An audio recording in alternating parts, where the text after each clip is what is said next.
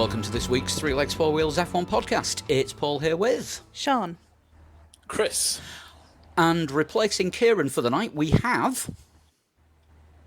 I'm guessing that's me, Sean Kelly, Statman to the stars, and people who are not. Hey, welcome back, Sean. It's been absolutely ages, and this time you don't sound like you're coming live via satellite from 1980.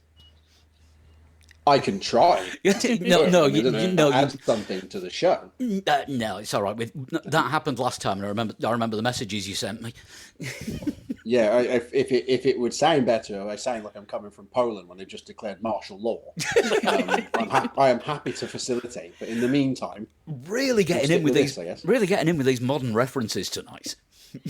Well, yeah. If the listeners were listening to the 35-minute preamble before we hit record, which is highly unlikely, they will have enjoyed a veritable cornucopia of outdated references of yesteryear. Which, incidentally, we specialise in there at the F1 Experiences Champions Club. Make sure you join us at future Grand Prix events to get those references to people such as Mike and Bernie Winters.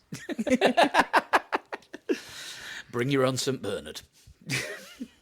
Carry on. Yeah, probably are better. So, how have you been in the God knows how long it is since you were with us last? Doing fine, I guess. I've had my third annual spinal surgery to correct everything that's going wrong in my back, and haven't had a surgery now for 6 months. Yay me! And I can stand up without falling over. I can run. I can. I could play tennis, although I haven't yet. You're starting to sound like a feminine hygiene product advert. That's where I was going with it. It's my life, all that stuff. There's another outdated reference for you, folks. Dr. Alban. If you were there in '92, you know what I'm talking about. I always preferred Captain Hollywood. Whatever works for you. I've moved into a new house. I'm right by where, for those of you who've seen the film Top Gun Maverick, I'm on the same island as that base that's in the film. So that's literally my home. And very cool. I think, of course, Jerry Bruckheimer went on to produce the F1 movie. And I don't know if I mentioned this on the show in the past, but Jerry Bruckheimer was a guest of ours in Hungary last year. And I said to him, Jerry, because I'm on first name terms with all the top Hollywood producers, I said, Jerry, what's going on here? Because you already shot a film by my house. Now you're shooting a film at my work. Why are you stalking me? And he hasn't spoke to me since. Talking of the F1 movie, as somebody who works in that world, what did you think of it? I liked it. You have to go into it with an open mind. You have to bear in mind that this is not presented as a documentary. It is not presented as a forensic examination of Formula One, the minutiae, the history, and so on. It is a Hollywood movie. So Don't go in if you're expecting to go in there and see everything done. The boring machinations of an average Formula One race weekend. You're going to be disappointed, as you should be, because it's really boring. I have to say, right from the start, when the opening scenes at the 24 Hours of Daytona, I thought the way that was done was really good. And apart from, I had to keep my mouth shut when I was watching it the first time, because the amount of times there'll be somebody in the film who I knew personally, and I think, they didn't tell me they were in the film. That would happen quite a lot. But honestly, I really liked it. I thought it might have been nice to get a little more character development. I mean, I'm not a movie buff, but I must say, all the segments where there's actually racing going on, I really enjoyed. And although people have said to me, "Oh, this bit was, this would never happen in real life. This would never happen in real life," every time I was like, that actually did happen in real life. There was a real life version of that incident, or it used some element of real life footage. Which is why that doesn't happen now, because the rules had to get changed because someone did that, or or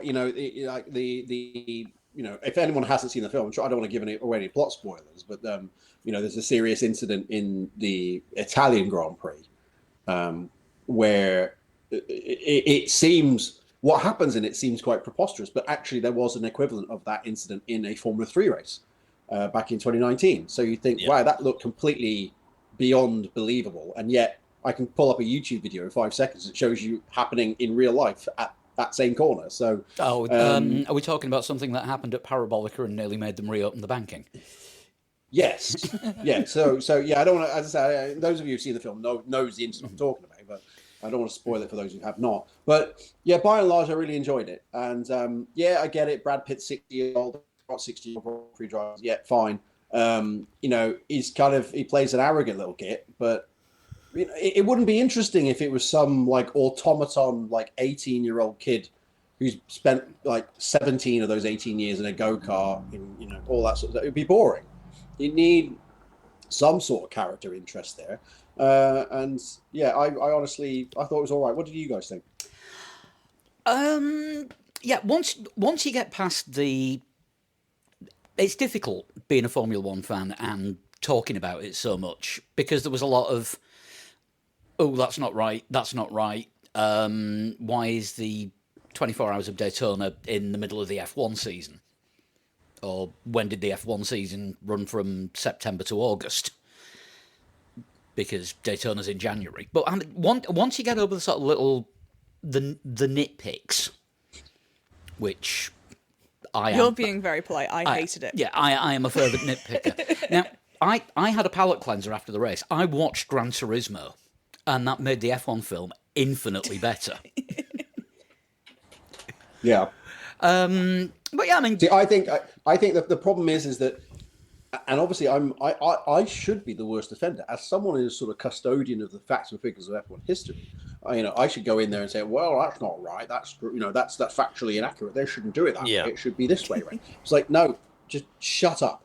Enjoy it as a piece of action movie. Yeah, that's all it is. It's not trying to show you like, well, this is forensically how things are done in F1. It's never meant to be that. As a movie, I enjoyed it, and I really thought, yeah, this is great. It kind of furthers. It is our modern day John Frankenheimer film. It is.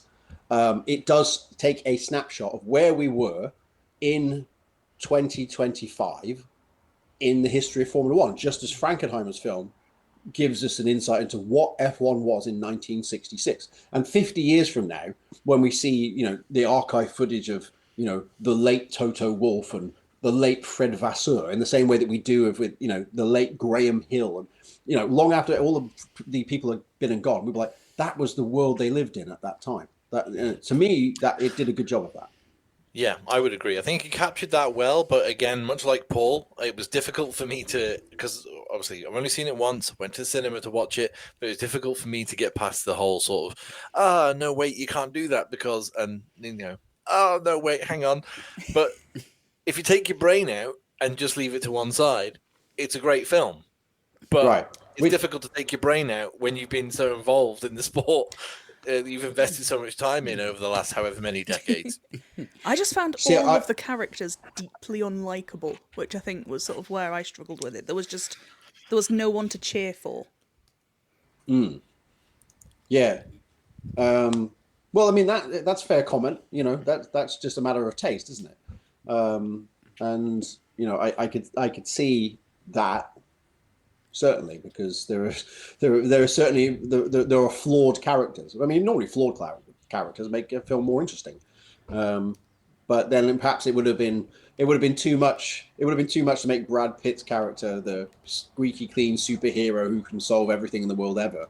You had to have a bit of a sort of dick side to him. So, as I said, I thought it worked fine. It was never meant to sort of represent Formula One in its forensically accurate state. And of course, I saw a lot of it being filmed. I've actually got several of the scenes of that film on my phone because I was standing there filming it on my phone as they were shooting it. And at the time we didn't know from the side what we were shooting because the script was embargoed. We had no idea as it was happening in front of us what was being filmed or what context it was in or even if it would be used, because of course stuff gets cut in post-production. So as this stuff's happening, we're thinking, well, I'm filming something here, but I don't know what it is. And only when I saw the finished cut, I was like, Oh, that's that. Okay, yeah, I've got that on my phone, and now I know what it is. They did a really good job of keeping everything under wraps as well from us, because we had no idea really. A couple of things, obviously, but for the most part, we didn't really know how it all hung together until we saw the finished cut of the film. So, yeah, I mean, it can't argue with the box office. You know, highest grossing sports movie of all time. I think F1 would be pretty happy with how things have turned out there. My only gripe is that if there's a sequel, should it be called F2? Maybe. Yeah, that would be an interesting one to. Yeah, that would be the Colton Herter biopic. Oh, what Old Man Enters series? Yeah. Yeah. Or Tom Cruise enters the F2 championship, and and then he has to try and get into F1, and then he has to teach the son of the deceased teammate how to drive an F1 car. Anyway, let's move on from that. I'm going off on a tangent. I was just about to say it's difficult to do sport movies well, or consistently well. Yeah, and also I would say that I think they did as good a job as they could have done. The scenes they shot at the scenes they shot at the racetrack are fabulous, because there's so much in there. I was like, oh shit, like that's exactly what it's like when we're there. There's this bit and there's this person. You're like, oh fuck, it's like really is like we're in the room. Like it's like when it's happening. This is brilliant. You know what's funny is that Guenther hasn't seen the film. He's told he's in it. He's in it. He's told me, like, every time I've seen it, have you seen the film yet? He says, no, I haven't seen it. And I hope I'm not giving away part of his act here, but he says, you know what Gunther's like. And he said to me, I haven't seen the film. I said, how have you not seen the film? Well, the thing is I saw Jerry Bruckheimer at London Heathrow Airport a few weeks after the film came out. And so I went over to him, because obviously we know each other by now.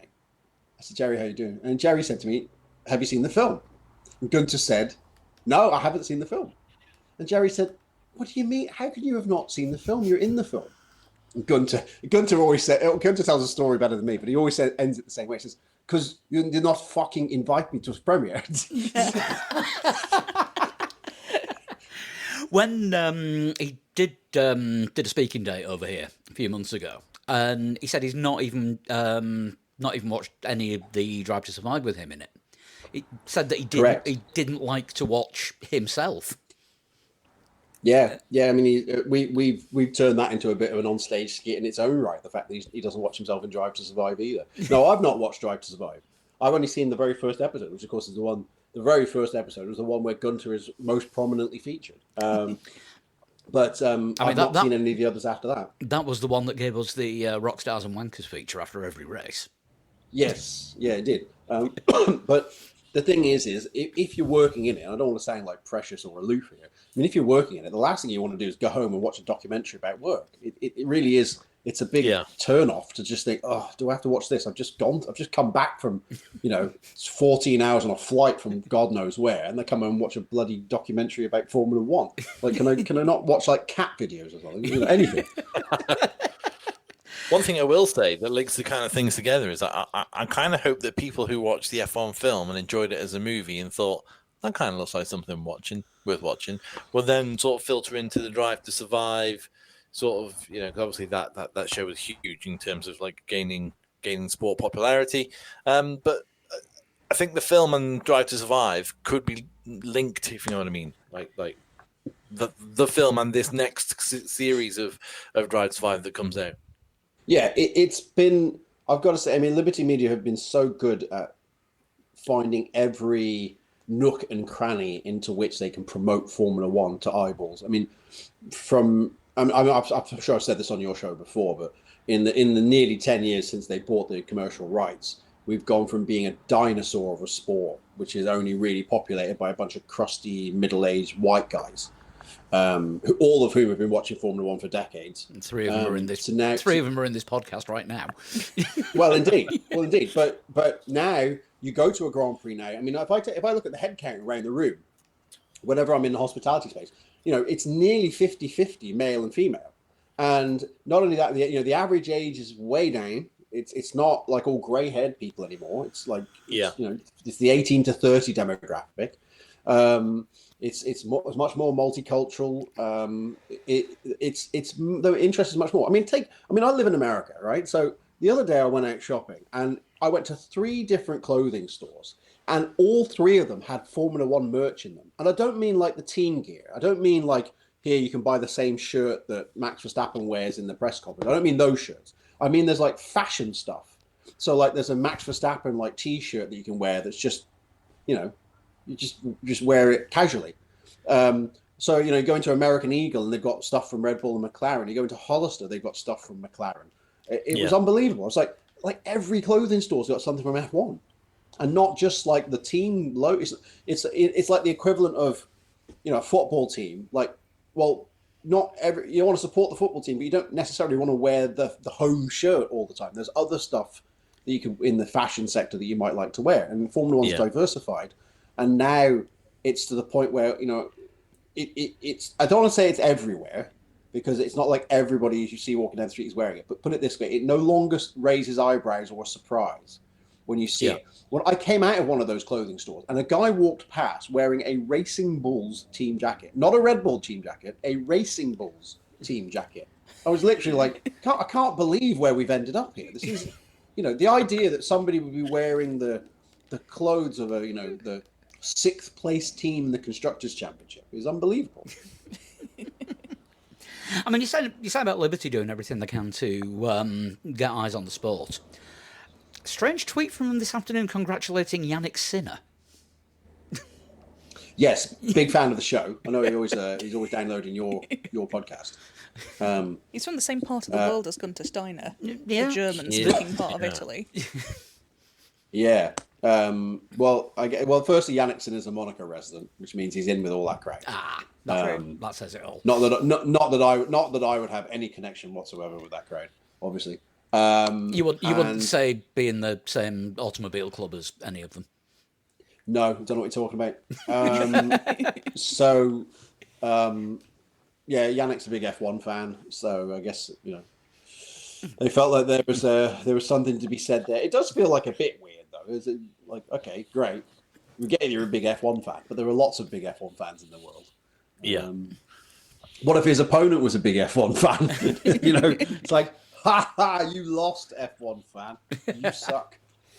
Yeah. Just before we move away, we've talked about Guenther previously. Why did he tell you to fuck off? So for those who don't know, I posted on social media. I said I was on the Sunday morning in the Mexican Grand Prix. Mexico City Grand Prix is his name now. I said, Guenther Steiner just told me to fuck off, and I feel like my career has now ascended to a new level. So what happened was that Guenther, I was walking up the paddock and Guenther was coming the other way. And he was getting mobbed, as he always does. And people were taking pictures and getting autographs and all that. And I saw him, I thought, I'll play him up here. So I got my phone out and pretended that I was going in the scrum to take a selfie with him. So in amongst all these people, up I pop. So Guenther, I want to get a quick selfie together. And he went, fuck off, Sean.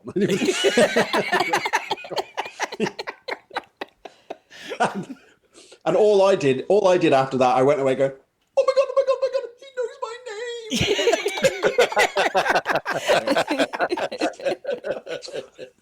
So that was that. It was like the Formula One equivalent of getting Billy Connolly to tell you to fuck off. As fuck offs go, that's up there. Or Gordon Ramsay, maybe. Do you know the funny thing? The funny thing was, now that I think of it, I was wearing one of Gordon Ramsay's passes when Guenther told me to fuck off.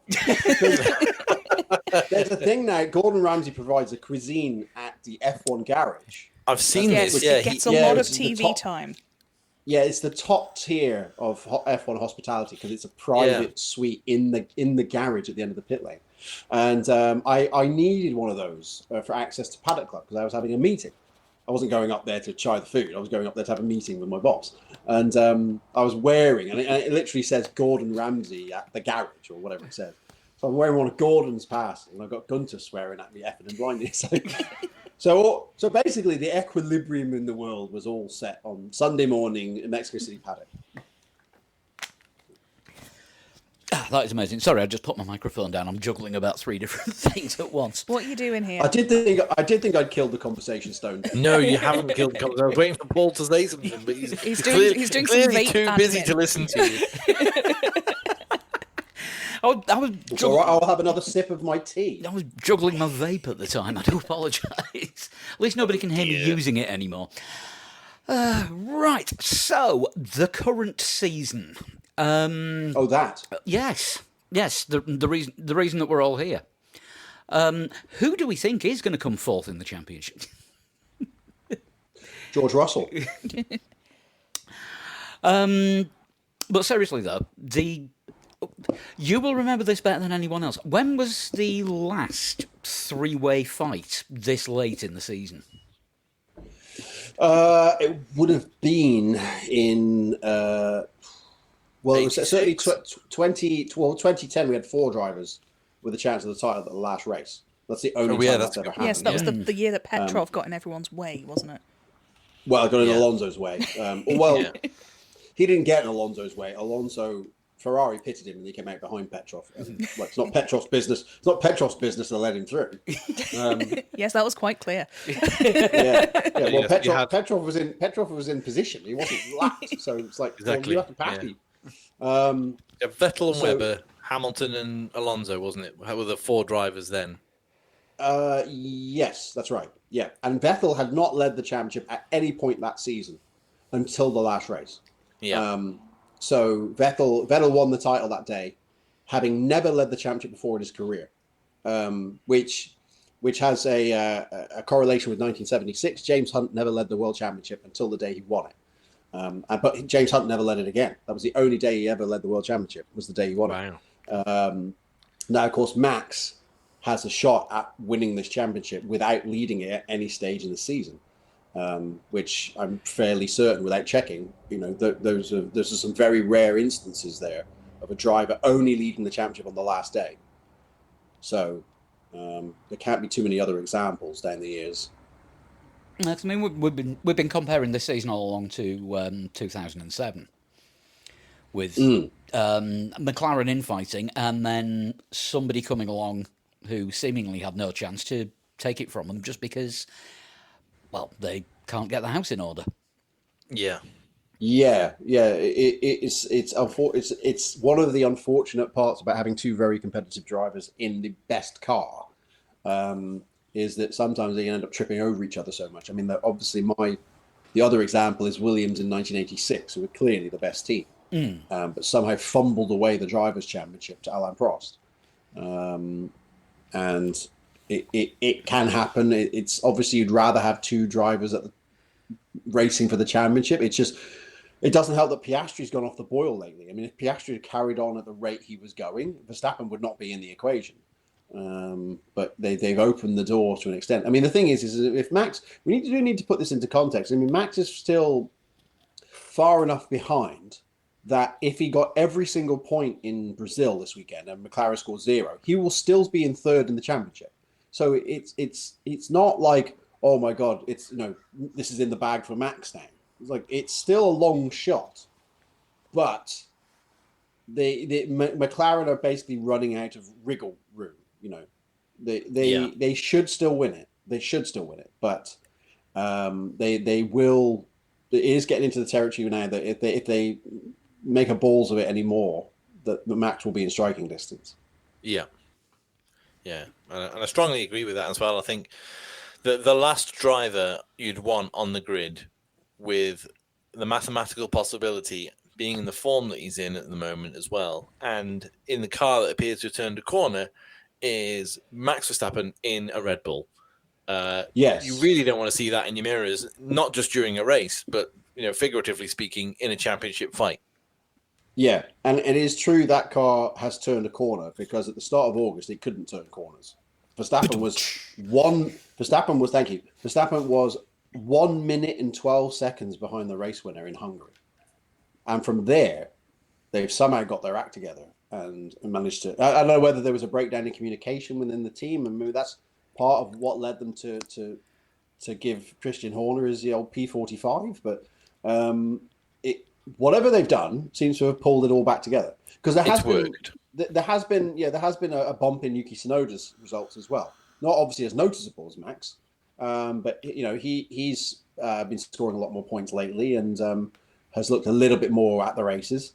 So it's clearly a Red Bull wide thing. It hasn't fixed the problem with the second car, of course, but it does at least mean that Max is now able to fight at the front.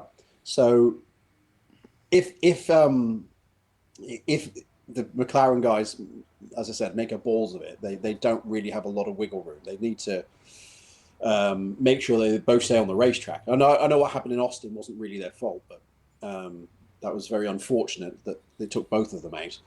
You make your own luck, don't you? Well, yes. I mean, and you can also counter that, Verstappen was taken out by Antonelli in the Austrian Grand Prix. So, that was a zero for Verstappen there as well. So it has happened to him too. Yeah.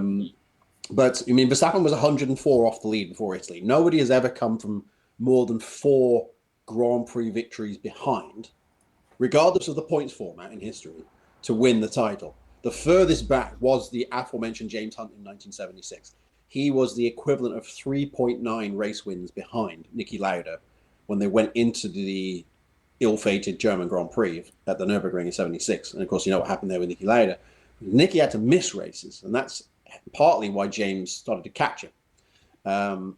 So really, what Max is attempting to do is without precedent. Having said that, we are now having the longest seasons in history. We have more points on offer than there's ever been before, and we have sprint races as well. So there is more opportunity to catch up that margin as well. But even so, if you'd said to me, before Italy, Max would win this championship, I would have said, you're dreaming. Even for Max, this is too much of an ask. But what it does show you though is how difficult it is to be good every single week. I mean, we were just ticking the races off when Max was winning them all every week in 2023, and to a lesser extent 2022. But it is incredibly difficult to keep that level of consistency up. Because even McLaren, who have absolutely trounced the field at times, have found themselves on the receiving end of a Verstappen whooping. But then, just as quickly in Mexico City, Lando wins by the largest winning margin for more than 2 years.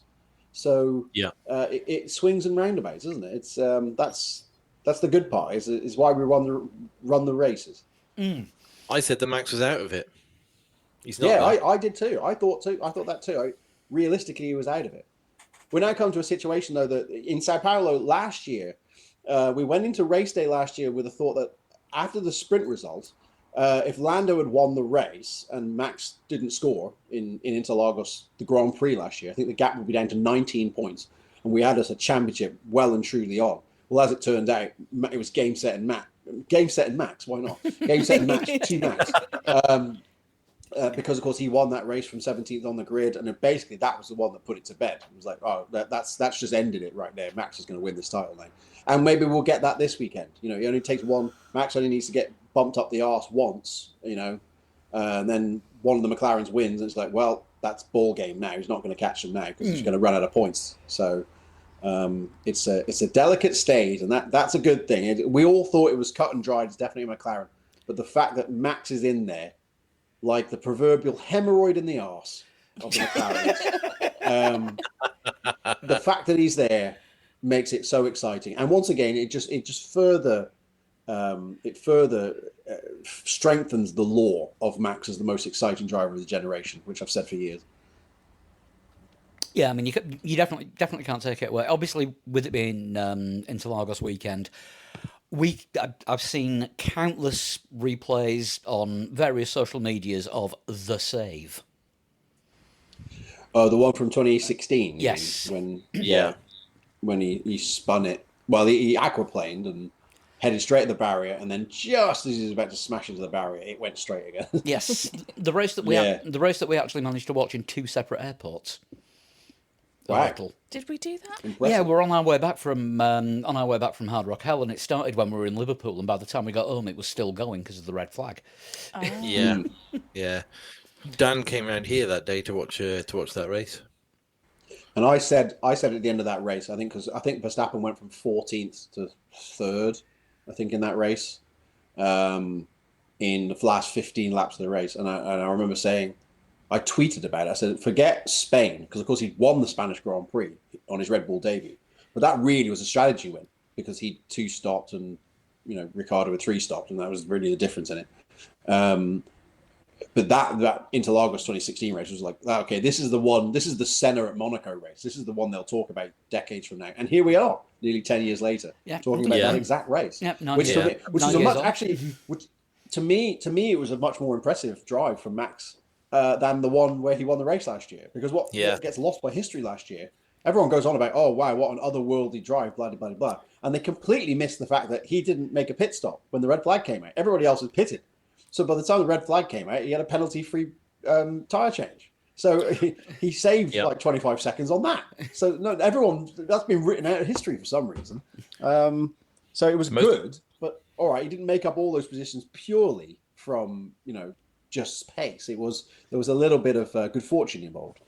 Of course, yeah. The most impressive thing, that I think from that race wasn't the slide that everybody always replays. It was when I think a safety car came in and he just drove around Nico Rosberg like he was just like sat in a car park.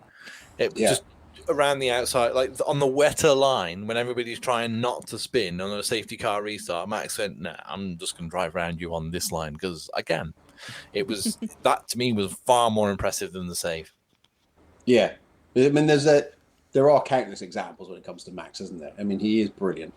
The thing is, love him or hate him, you can't take your eyes off the guy, and that's what makes him so exciting. And that's all the mercurial drivers of history. It was always like that, whether it be Nigel Mansell or Shauna Lacey or Montoya. It was like, you know what, love him or hate him, he is box office. And Max, you just know. I mean, we were talking about this going into the race in Mexico City because we were looking at the grid and we were thinking to ourselves, well, Lando's got a title to think about, so he'll be circumspect if the Ferraris go after him. Max has got a title to think about and won't give a shit. He'll just do it anyway, and he'll just sort it out when he gets there. Which, of course, is exactly what happened at Turn 1 in Mexico. He'll have a go. And then wherever he ends up, he'll figure it out from there. And that's what makes Max brilliant, is that he didn't give a shit. He just goes for it, There's no sort of percentage game going on there. It's just like, no, I will beat you to this corner. You see if I don't. So that's what makes him fantastic. Yeah, of course he can be rude. He can be obnoxious. All drivers are like that, really. But he is utterly compelling at the wheel. Mm.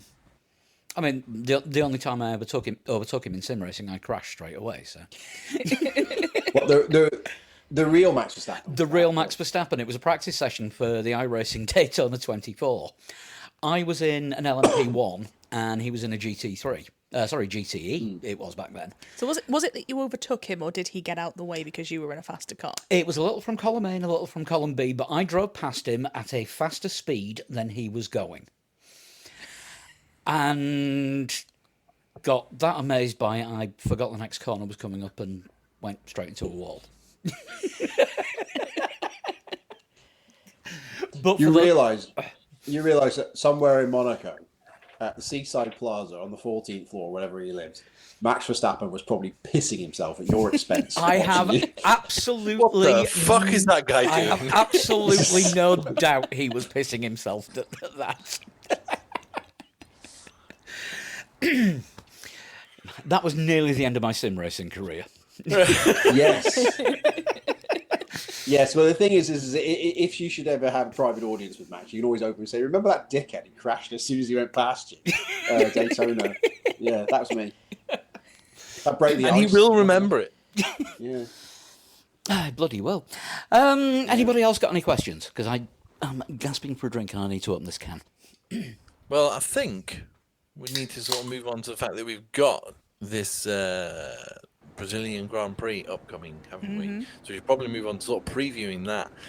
Weather always plays a part, doesn't it? It's looking like it might be a sunny Sunday, but damp, at least damp, for the other 2 days, which is going to make setup quite difficult. Yeah, it looks a bit drizzly, doesn't it? Sort of on and off. Yeah, so do you go for the, would you go for the setup trying to gain as many points as you could in the race, but potentially throwing away your quali? Or do you go for, a mixture of the two setups, or do you go for quali setup and then hope that you don't lose too many places in the race? It's going to be a real headache for everyone, especially the three we've just been talking about there, the two McLarens and Max. Or do we go for secret option C, which we had last year, which is we all come back at 7:30 a.m. local time to do qualifying on Sunday morning because it's too much pissing down on Saturday afternoon to actually do it. We were so knackered when we came to that racetrack that morning. It was just like, oh my God, jeez. Like, we were all half asleep. I mean, it did turn into a night race. It was well. that dark. I tell you how dark it was in qualifying in 2023.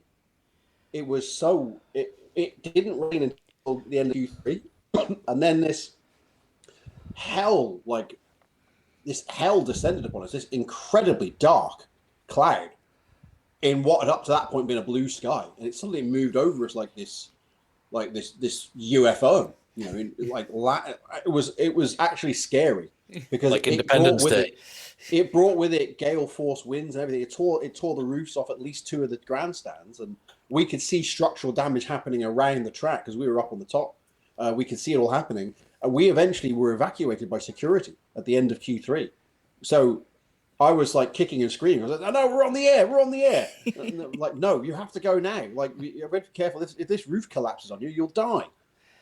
All right, fine. That's a good excuse, but we're still on the air. So it was. It can be very, very, very rainy. Let's put it mildly. I think of Brazil.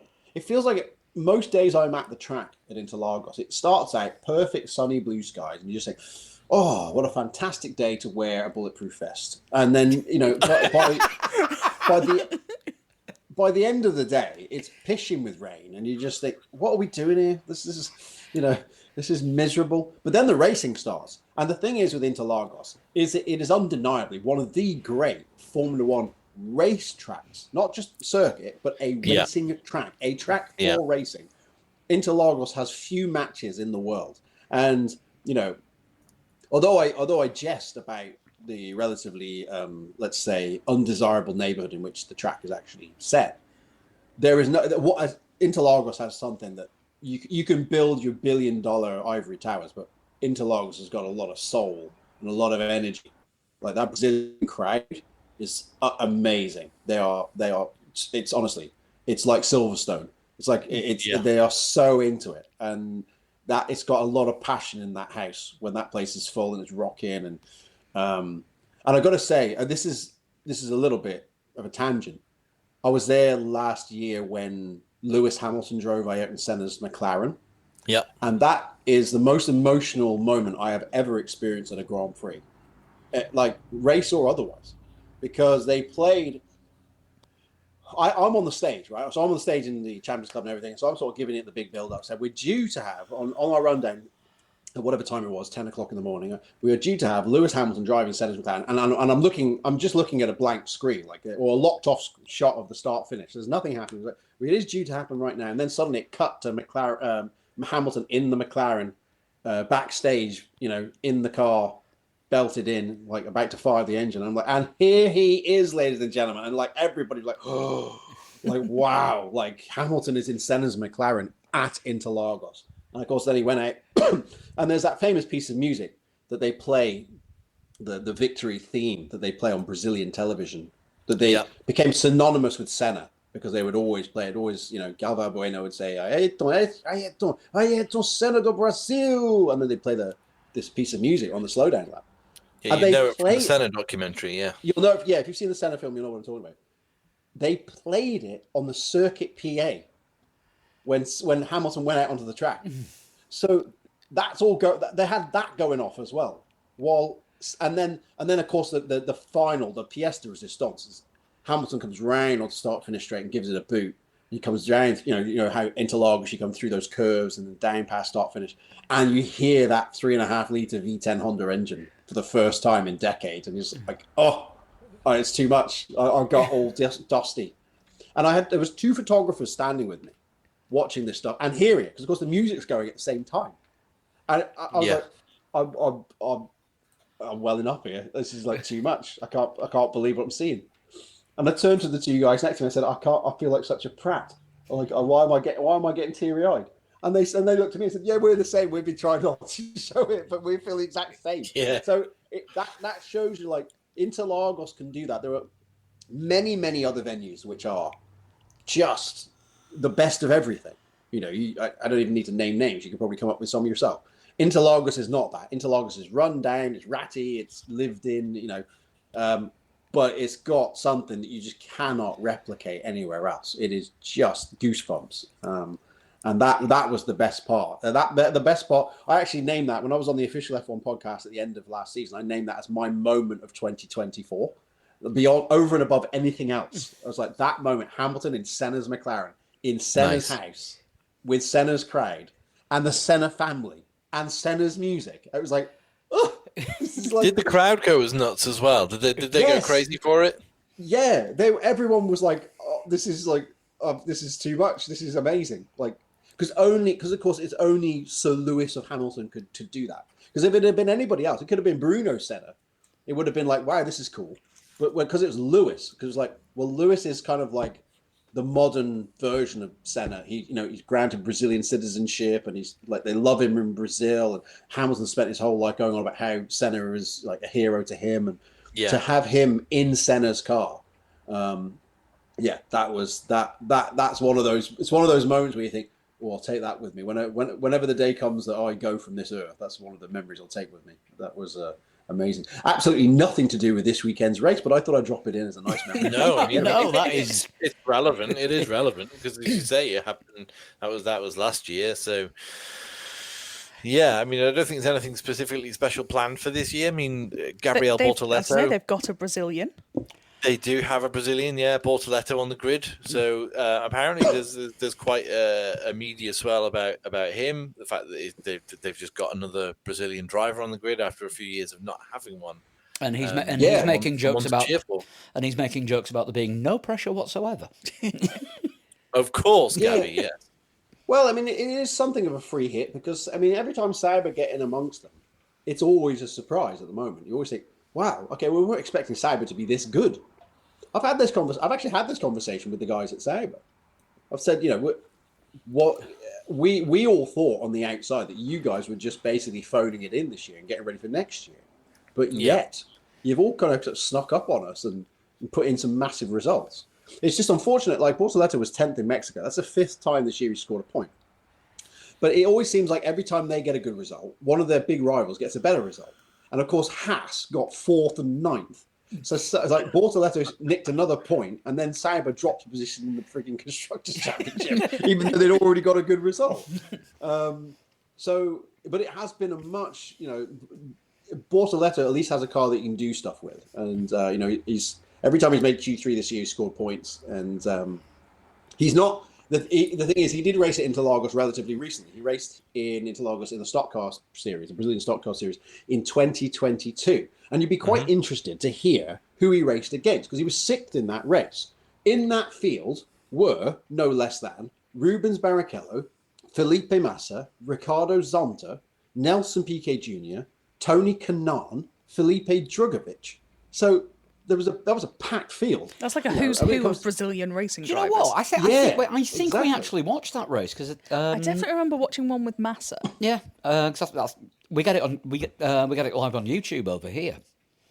Yeah, and I do remember definitely watched an Interlagos race. Mm. Yeah, it was a packed field, and Bortoleto was 6th with his teammate Gaetano Di Mauro, who's a regular in the Stock Car Series. So it was like he had a ringer and a guest driver in effect. But it was interesting when you actually look through the results, you're like, oh, I recognise a lot of these names. It's like it's not like Gabriel Bortoleto and a bunch of no names. It's like Bortoleto was the no name back then, and he had all these all-star names. So I'm actually interviewing Nelson Piquet on Junior Nelson Piquet on stage on the Saturday morning. In Interlagos this weekend, and that's one of the things we're going to talk about. Is that, you know, you raced Bortoleto just a couple of years ago around this racetrack. What were your memories? So see what he says. I mean, the Brazilian crowd were cheering for a Brazilian driver last year, but that was Drugovic when Lance was building sandcastles. Yeah. Yes. We talked about this last week, didn't we? Yeah, when Lance Stroll and it was the formation lap, wasn't it? He decided to go and find the gravel. Mm-hmm. Yes, he spun off in the heavy rain, and then for reasons that only Lance can tell us, he decided to not use the access road around the outside, but to drive directly across the gravel. And I was watching it because where our vantage point, where our Champions Club is the rooftop of the main grandstand. We can see almost the entire lap. If your listeners are ever thinking to yourself, I would love to go to a Grand Prix, but I can only see the cars for a couple of seconds a lap. Go to the Champions Club at Interlagos. We can see the car for at least 1 minute per lap. It is an astonishing view. And we can see all the way from the start line where we are, all the way over to the Descida del Lago, which is the left-hander at the end of the back straight. And we could see Lance Stroll go off. And then I saw him try to drive across the gravel. And with my own eyes, I was thinking, what the fuck's he doing? Like, what's he doing that for? And then he got bogged down, and I thought, this is a dream. This has got to be. What the hell is he doing? I thought that was so stupid. Why did he do that? And it was quite actually. I mean, I'm a defender of Lance Stroll in many respects, but in that case, that was embarrassing. That was embarrassingly poor from a professional driver. But hopefully that sort of ringing in his ears that those things happened. But yeah, that was not his greatest moment, unfortunately, and kind of blots the fact that he was third on the grid here in 2023, which again, that's the other side of Lance. He's a mercurial driver in a quite different way to Max Verstappen. He is capable of being very good, and then capable of doing really not great stuff. So, I wonder which Lance Stroll will turn up this weekend. One that brings a bucket and spade, hopefully. Well, let's just hope he doesn't end up in there because you can't do it 2 years in a row. No, for the love of God. Yes, he can. Yeah, because the thing is that Lance has shown flashes of brilliance. I mean, I think back particularly of Istanbul 2020 when he took that pole position on that ice rink of a racetrack. And then he led 30 laps of that race, and he looked comfortable up there. So he reminds me of many of the drivers I've seen down the years who, when you give him a car that can do it, he can do it. The problem is can he do it when the car cannot do it? That's where you get your Max Verstappens, can you actually deliver when the car's not there? So I would like Lance to do well because on a human level, Lance is a punch bag in Formula One. Or a punch line in Formula One because he is afforded this level of job security that no other human being ever gets. Guilty. And you could say if his name was Antonio Giovinazzi, he wouldn't be in that car.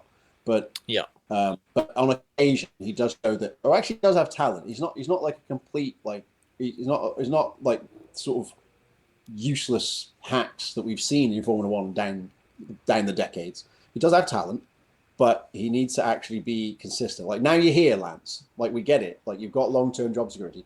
Let's make sure we maximize this every week. Sorry, I've gone off of being I've gone off as a Lance Stroll defender here. What happened last year was embarrassing, and he needs to knock that off. Somebody say something. Well, I can carry on. I can carry on with my Lance Stroll stuff. If Fernando, now listen to this. Fernando has out-qualified Lance now for 32 consecutive races. Right? Yeah. Silverstone last year is the last time Stroll out-qualified Alonso. If he beats him again this weekend, it will tie the all-time longest streak in F1 history between teammates, because Max Verstappen out-qualified Checo for 33 consecutive races from Monaco 2023 to Italy 2024. So Alonso can match that this weekend if he out-qualifies Stroll again. So there's an incentive for Stroll to try and beat Alonso, so to not join that category. He's already this weekend will be his 186th start, so he'll pass Kevin Magnussen for third on the all-time list of drivers who do not have a race victory. Nico Hülkenberg's one. Obviously, he's number one. Do you know who's number two? Ooh, long-time driver with no victories. This driver started 208 Grand Prix between Romain Grosjean. No, Yeah. between 1981 and 1994, I think it was. 1981, 1994. Drove for McLaren, drove for... Martin Brundle. No. Brundle only started 158. He drove for McLaren, he drove for Ligier, he drove for Minardi, for Real, Dallara, Jordan, Tyrrell, Sauber. There's a lot of teams in there. Alfa Romeo. Got closest to victory with Alfa Romeo. Have I just sent us off on a detour? Yeah, A little bit, yeah, but it's good. I like We're this starting kind the of quiz I early. Yeah. So it's Hulkenberg leads, and then this driver's second, and Lance Stroll, I think, will be third on the list. 1994. Andrea De Cesaris? Yes! Oh, Andrew Cesaris. nicely done, Chris. Very good. He also doesn't he hold the record for the most amount of retirements percentage wise as well? Well, off the top of my head, he had 208 Grand Prix starts and retired from 136 of them. Oof. Now, that sounds... More than 50%. Yeah, that sounds terrible in modern day context, but he raced during the turbo era where retirements were more often than not. He actually, De Cesaris has this extraordinary record because in 1987, he never reached the checkered flag in a Grand Prix, as I recall, but he was on the podium. Now, how do you get on the podium in a Grand Prix without finishing a Grand Prix that year? Was it the San Marino Grand Prix where everybody ran out of fuel? Was that year? You're nearly right. He ran out of fuel, but it was the Belgian Grand Prix in '87. He was on the podium in Spa in '87, but he ran out of fuel before he got to the finish. But he never, as memory serves, he never finished a Grand Prix in 1987. But yet he has a podium finish that year. Weird, huh? I think he needs his own area in Nick Heidfeldt's world of disappointment. That's not disappointing if you get on the podium, is it? Well, it was for Nick Heidfeldt. Well, I don't know. The man's still in paid employment. It's not that bad. He's got one up on me then. Well, carry on. Just trying to think what else is likely to feature. I mean, obviously we've been going on at great length about the resurgence of Williams. What I wanted to ask you at the start of the season, but didn't get a chance. What do you think about the Carlos and Alex lineup? Because they I think they're first class. Because they seem to have worked really well together. There was a lot of doubts, I think, pre-season that Carlos was taking a step back, and he had to do well, or it was going to be a complete career destroyer. But I think he's assuaged all those. Well, I think Carlos took the deal because he obviously at James Vowles was changing the company culture, which was, as is well reported, was very out of date. It was winning for them in the 90s, but unfortunately, we're not all using Windows 95 anymore. We've all moved on, and the fact that they've moved forward. I mean, it's decisively the case this year, of course, because they've scored more points this year than they did in the last 7 years put together. It's been fabulous. Sainz was on the podium in Azerbaijan. He had a third place in the sprint in Austin. He's been very unlucky, Sainz, at times. I mean, and he was unlucky in Mexico. I mean, can you believe what happened in Mexico? Because what happened, he started with a 5-place penalty. He got to Q3, he had a 5-place penalty, and admittedly, the 5-place penalty was his own fault because he punted Antonelli in Austin, got that. Yeah. So straight away he was down the field. Then he bumped into Liam Lawson on the first corner, damaged the car. And it caused damage to the car, which started to damage sensors, which had caused the pit lane speed limiter to stop working, which meant he got 2 pit lane speed limiting penalties, and the car was bouncing up and down when he was going down the pit lane. And then, of course, he ended up in the hedge, 2 laps to go. So it was a bit of a crap weekend, really. It all sort of fell apart on him after such a good qualifying performance. But Carlos has been quite unfortunate. He has beaten Albon 11-8 in qualifying this year, even though he's 35 points behind him in the championship. So Sainz has obviously still got it. It is amazing that we're sitting here saying that Carlos has been on the podium in the Williams before Lewis has been on the podium in the Ferrari. But then that speaks to what I never felt that the Lewis Hamilton Ferrari thing was a good idea. I always felt like that was a deal done from the heart more than the head for both parties, and I would have kept Carlos. But With that said, Carlos has sort of walked in to Williams at the right time. Alex was always doing a good job in that car, but it was always being made to look like an exceptional job because of the relative mediocrity of the driver in the second drive. Whether it be Latifi or Sargent, they just weren't able to cut it compared to Albon. And then, of course, Sainz rocks up, who can.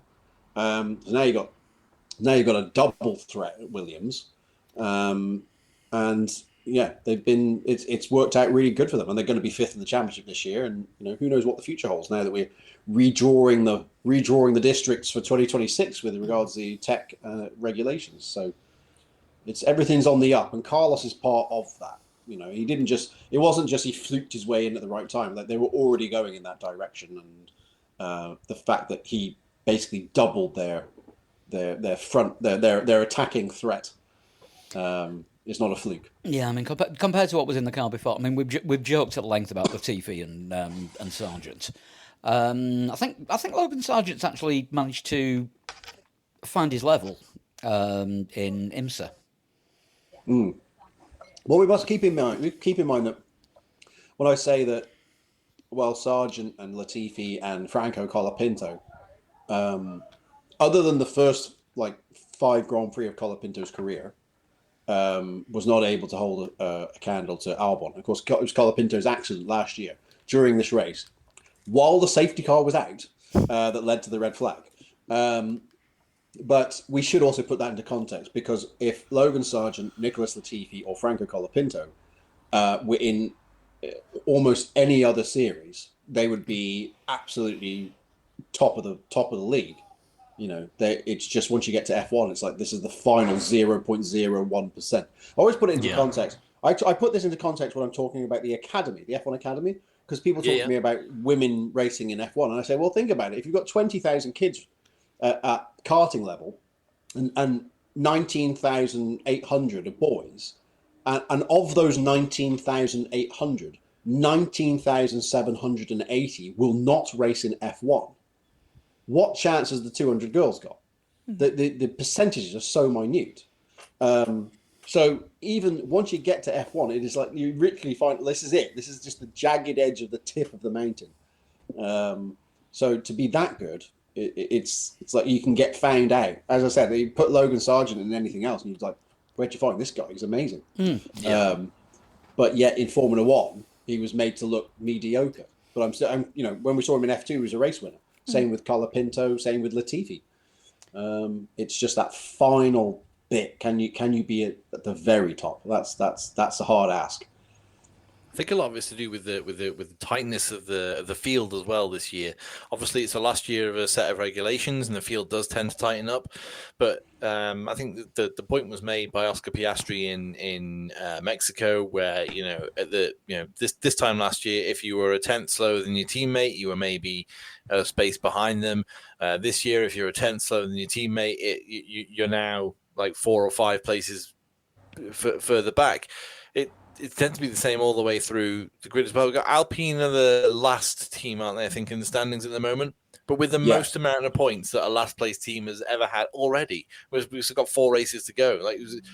Alpine have scored more points than the last place team. Gasly has scored more points. Gasly has scored more points for Alpine than any other last place team in I can't remember how long, but going way back. Possibly even ever. I don't know. You might be able to tell us, Sean. Well, I was going to say, I love when I'm listening to anything F1 related and I hear my own stats read back to me. Because, yes, Alpine have the record for the most points ever by a last place team. And actually, here's the weird thing about that, is that we think they're having a crap season this year. And they are having a crap season. There's no sort of getting around that. But they actually have more points now. The 20 points they have now is more points than they had before they came into the Sao Paulo Grand Prix last year. They had 14 points before they came in last year. And then they had that miracle of miracles, the double podium finish, which catapulted them into the top 6 in the championship. But it was like a real one-hit wonder in the grand scheme of things. But you are right. It's never been closer in history. If we go back to Lance Stroll, appears to be the control, the test case, the scientific conditions. We measure everything using Lance Stroll as some sort of meter rule. But in the Hungarian Grand Prix this year, Lance Stroll was 6th on the grid, Do you know how much he missed pole by? 0.126. And he was 6th on the grid. Yeah, that's crazy. 0.126. That is the closest top 6 ever in the history of Grand Prix racing. Isaac Hadjar was 10th, and he was 0.543 away from pole. That's the closest top 10 in history. So all of that was all rewritten by Hungary 2025. We'd already had the closest top 10 in history in Hungary in 2023. It has gotten closer and closer and closer. And that's why we've got this, partly the reason why we've got this terrific battle now for 6th in the Constructors' Championship. I think Williams are home and dry. I think, they're on 111 points. They're in 5th in the championship. 39 points back of them is Racing Bulls. And then there's just 12, there's just 12 points that separate Racing Bulls, Aston Martin, Haas, and Sauber in the battle for 6th in the championship. So that, one of those teams is going to qualify for next year's UEFA Conference League. So we shall see which one it will be, but it's anybody's ballgame, especially after what Haas, they've all had their moment in the sun this year, because Racing Bulls obviously had Hadjar on the podium, Sauber have had Hulkenberg on the podium, Haas nearly had Beerman on the podium. It was a close run thing for Beerman being on the podium potentially in Mexico. That's the closest they've ever been to being on the podium in F1 history. But it tied their best ever result. So they've all had that moment in the sun. And by the way, shout out to the Haas team, by the way, who have consistently been not great when it comes to pit stops. But in that race, Beerman was running in a podium position. When he made his last pit stop on lap 48 of that Grand Prix, they pitted him in the fastest pit stop that they have done since Formula One moved to the 18-inch wheel in 2022. They'd stopped him in 2.33 seconds. That is Haas's best stop using this generation of wheel and tyre. So what a time to pull out your best result of the season on pit lane. So Absolutely. Shout out to the Haas team under maximum pressure, because they knew if they ballsed it up, they were going to lose a massive result there, and they came through. Yeah, that is good. Definite rock stars and not wankers. Yes, but to further to what you said before, that margin between those two categories has never been closer. Some weeks Haas have been nowhere, and then this week, Haas were going for a podium. There have been weeks where Sauber have been nowhere, and they've been on the podium, and there have been weeks where Racing Bulls had both cars out in Q1, but yet Hadjar was brilliant in Zandvoort. Well, he's been brilliant in most places, actually. I'd probably say he was my rookie of the year. But, even Alpine have had their moments. Gasly had a great run at Silverstone. So it is amazing that we've got... Alpine have kind of give up on the year now. They're just turning their attention to next year. So they're kind of dropping off the back a bit. But up to the point that they sacrifice this year for next, it is tremendously close. And that's the great thing about modern F1 right now, is that we have these stories right through the grid. It's not just what's happening up at the front with the championship. We've also got these other narratives as well. I just opened up the standings. I didn't realize that Ferrari are only 1 point now ahead of Mercedes, and they're only 9 points ahead of Red Bull. Yep, and Ferrari don't have a win. That's the amazing part. Is that so? I've said all season, we poke fun at Ferrari, say, Ferrari, typical Ferrari, they're always winning next year, blah blah blah. They're actually not having a bad season. It's just they haven't won a race. They've been very consistent, but unfortunately, consistently, fourth, basically. But if you keep consistently finishing those positions while everybody else is dropping the ball around you, then eventually you can move up to second in the championship. So it is amazing that Ferrari have been they've just been consistently but it's consistency is the key. Is that they've kept up with it, and they've not really fell off the table at any point. And now they're second in the championship without a win. So, that's how Leo Fornaroli won F3 last year. Very true. Yeah. It is. These points format now rewards consistency like never before. So, if Ferrari, I tell you, if ever you needed a team to be consistently mediocre, Ferrari is your team. No one's. It could be their no motto. one's done it better. No one's ever done it better than them.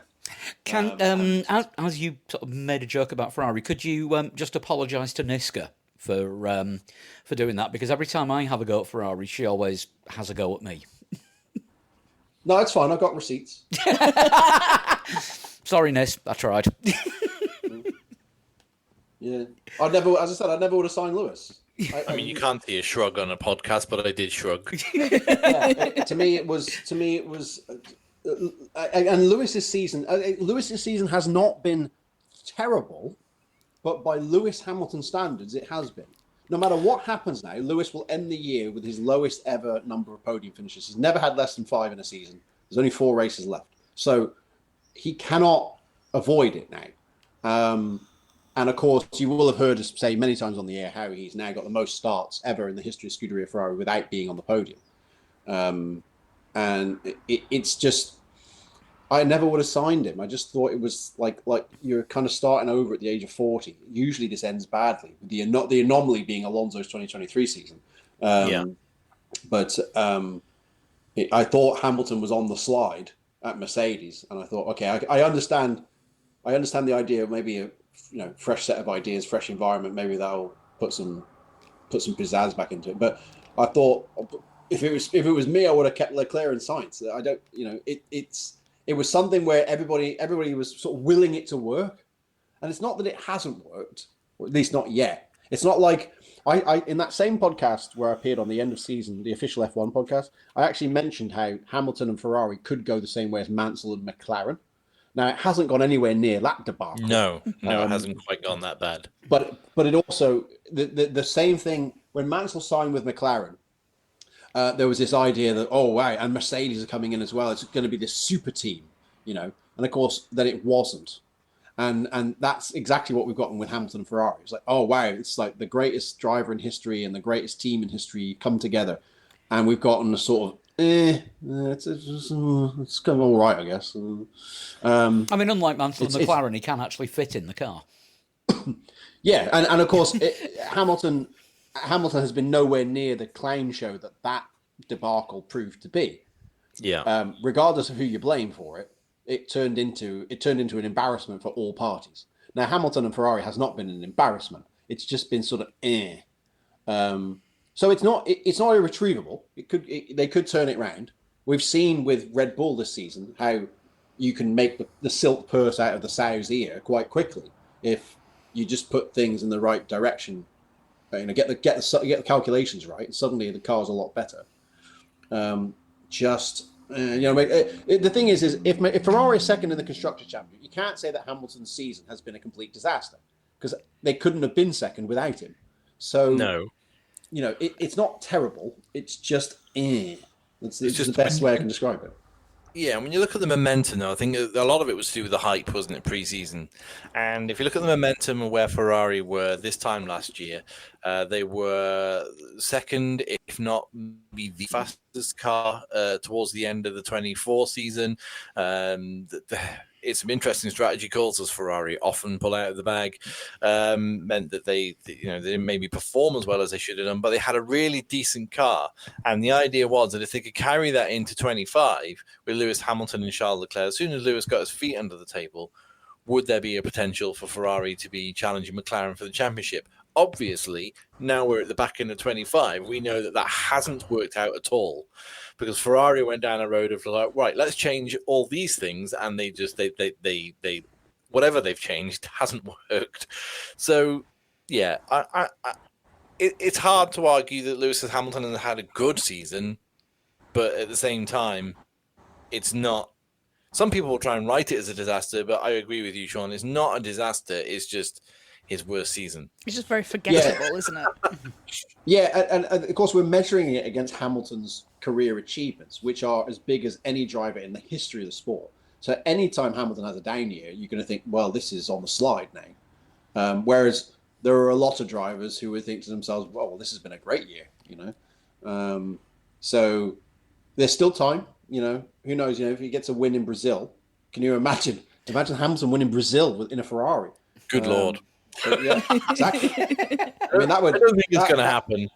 No, well, that would put a different sheen on the whole season, wouldn't it? If that happens, it would. Yeah. So there's still time, but it's definitely one of those years where you just think, nah, so. Anyway, I mean, there are and have been a lot of drivers that would kill for a season like that. Yeah, but of course the sore thumb is still the fact that, okay, you're 20 races in at Ferrari, you haven't been on the podium. I mean, that no one's ever done that. So that's unfortunate. But I would say this, I don't want to be doomsayer. I don't want to be like Debbie Downer about the whole thing. He has been more competitive of late. In the last 2 Grand Prix, Hamilton has spent 32 laps in a podium position. 32 laps in a podium position in the last 2 Grand Prix. In the first 18 races this year, he only spent 24 laps in a podium position. So he is getting, there is like marginal gains happening. Still not on the podium yet. He's getting closer to Charles as well, isn't he, in terms of relative teammate pace? Because he was quite far off, and now he's a bit closer. Yeah, I mean, he's had some better qualifying performances of late. Of course, Mexico kind of went wrong for him because he got that 10-second penalty for cutting the track and gaining an advantage, which, it is in the rule book. But it was like, well, hang on a minute, what was everybody else doing? There are signs there where you think, well, this could happen. Yeah, you could have a breakthrough performance here. It's not like if he did win in Brazil, it wouldn't be like a complete bolt from the blue. It wouldn't be like Alpine's result last year. No, but he might need a little bit of a tailwind to help him. Let's put it that way. You definitely got plenty of it there. Actually, on the subject of Brazilian Grand Prix and Lewis Hamilton past, the Felipe Massa court case. Oh God, is that back? They're actually in court. It's not just back. Oh, yeah, it's Lordy. not just back, and it's vicious. The Formula One lawyers are not holding back, are they, at all whatsoever?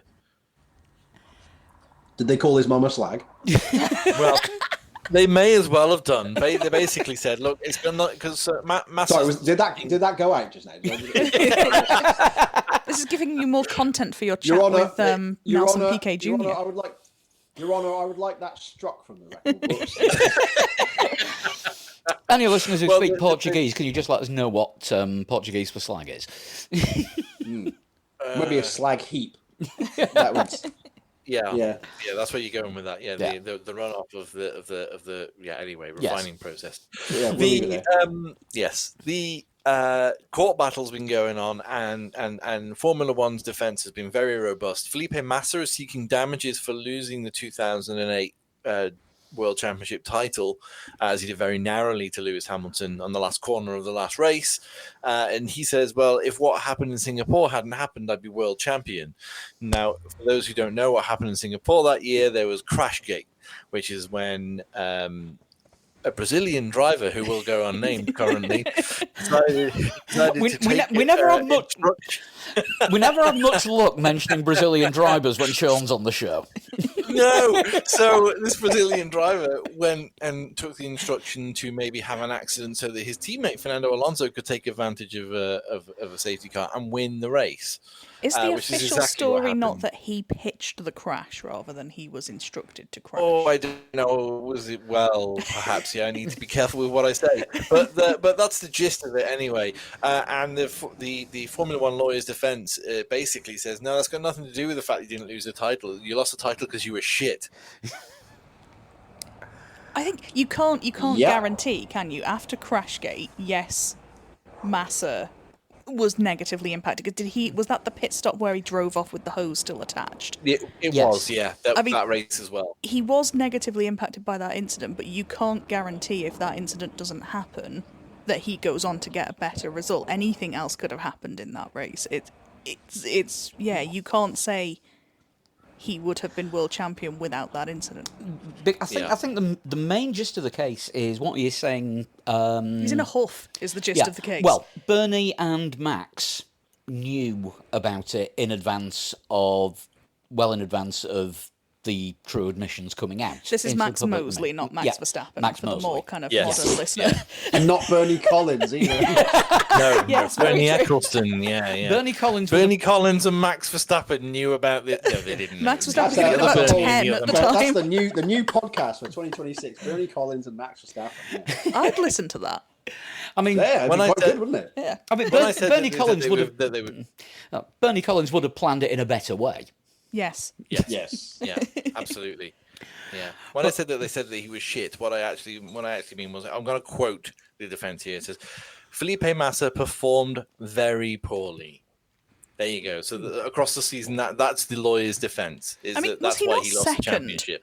Yes. That's not Yes, very by poorly. like That one- might be a bit harsh. I like 1 point. But what? And I think he had one more win than Lewis that year as well. But the main point he's contesting is that we'll say F1 management and the FIA both knew that the result had been fixed by illegal means. And therefore, the Singapore Grand Prix should have been completely struck from the records. Which... Hamilton got a podium, didn't he? I think? Yeah, and Massa didn't. I think he only finished like 12th or 14th because of the fuel hose. So he said that race should have been stricken from the records, and I think he's suing for something in the region of $68 million, which is the amount that he's estimated he has not earned from not being world champion that year. He's had his abacus out for that, hasn't he? You know, that's an interesting. It's like suing the bus company itemised. it's like suing the bus company if you get your wages docked for being late for work. Well, a question I would like to put to Felipe Massa is that if that incident had happened and you won the race because of it, would you give up the world championship? Because you say, you know what, that was an illegally obtained win. I wouldn't have won the race without that. Therefore, I think Lewis should be the champion. I don't think he wants. I don't think he wants crediting with the world championship now. I think he just wants the money that he estimates that he would have got from being world champion in extra wages and extra endorsements. I would understand it more if McLaren and Lewis Hamilton were directly implicated in the incident. But it seems like, well, look, this was sort of we get into the long grass here of what teams are doing or not doing. You know, at some point, Ferrari could probably launch some sort of appeal. I don't know. They'll think of something, I guess. You know what Ferrari are like. To say that Michael Schumacher is the legitimate world champion of 1997 because Williams and McLaren were colluding with each other at the European Grand Prix that year, and therefore Jacques Villeneuve should not have been in a position to collide with Michael Schumacher. Michael Schumacher should have not lost the points, and Michael Schumacher should have been the world champion in 1997. It's like, how far do you want to get into this before you? Well, that would be a legitimate argument because Williams and McLaren were colluding with each other at that race. Right. I mean, that's in the open. That's out in the open. That's admitted. So yeah, at some point, like, well, where do we actually have to draw the line on this? We're not talking about. I'd understand if we were talking about murder, it's one thing. Like, there's the statute of limitations thing wouldn't apply. But I think, like, well, why are we? I don't know. It's like saying, well, I'll tell you what. Let's talk about, I don't know, Adrian Sutil. If Adrian Sutil had won every Grand Prix for Force India that year, but he would have won every Grand Prix for Force India that year, but for the fact that like 15 other cars kept finishing ahead of him.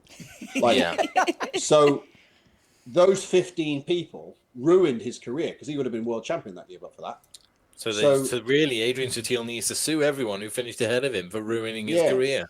I saw Adrian Sutil a few weeks ago, right? So in my role as aging statistical Lothario, I was moonlighting in a certain principality to be found at south of France, and Adrian Sutil crossed the street in front of me. I guess he was coming out of his house or his apartment, and he was wearing this fantastic cream suit. You remember, like, the Liverpool Football Club team? The Liverpool team did the '96 FA Cup final. The Spice Boy suits. He was dressed like that, and he had impossible hair. Like, it was genuinely like, I was like, wow, that's Adrian Sutil. I recognise him, but I bet most people would not recognise him because it doesn't look like Adrian Sutil as we knew him. It's now Adrian Sutil, like lounge lizard. The man from Del Monte. Yeah. Is that exactly? Just is that just a normal look in Monaco, or did he stand out by like Monaco standards? No, he stood out by Monaco standards. Oh, okay. You'd be surprised actually how normal Monaco can be when it comes to attire and something. But then there's people who just are a little bit extra. And let's say Adrian definitely looks a little bit extra. But I would say he was driving like one of those up-to-date, tricked-out like Senna McLarens and stuff like that. So he was well worth the money. It was like, okay, like it wasn't like he was driving around in a Fiat Cinquecento or anything. Like, he had all the gear. Like, he was all tricked up. I was like, wow. Look at that dude. Like he's not been suffering since he lost his F1 drive, has he? It's fair dues. That man knows how to invest. Certainly does. Yeah, I think I have a word with him for investment advice and also the name of his tailor. Just like that, probably best investing in fruit. Yes, indeed. Perhaps indeed. That is what he's up to these days. Who knows? But to those of you who were alive in the 80s and get that reference, I salute you.